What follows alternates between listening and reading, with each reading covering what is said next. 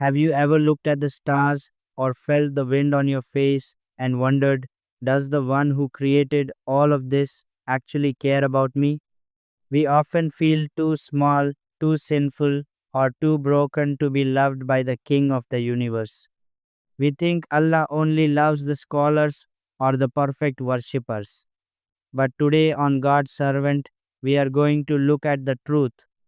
Allah doesn't love you because you are perfect, He loves you because He is the most loving.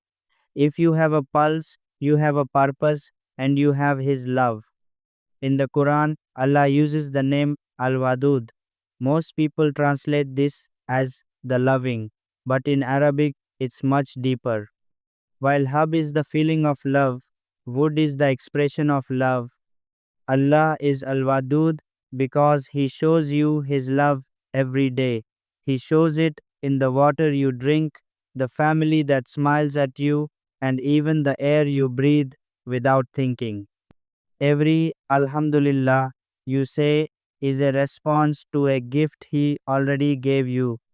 He is not a distant God waiting for you to fail.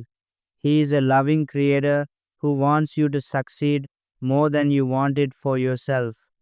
How do you know if He loves you? The first sign is that you are watching this video. The fact that you are even asking, does Allah love me, is a sign that He is pulling your heart toward Him. If He didn't love you, He would have let you be heedless, but He put a holy restlessness in your soul. He made you miss Him. The Prophet ﷺ said, when Allah loves a servant, He tests him. Why? Because He wants to hear your voice in dua. He wants to wash away your sins through your patience. Your struggle isn't a sign of His anger, it's a sign of His invitation. Remember this incredible Hadith Qudsi.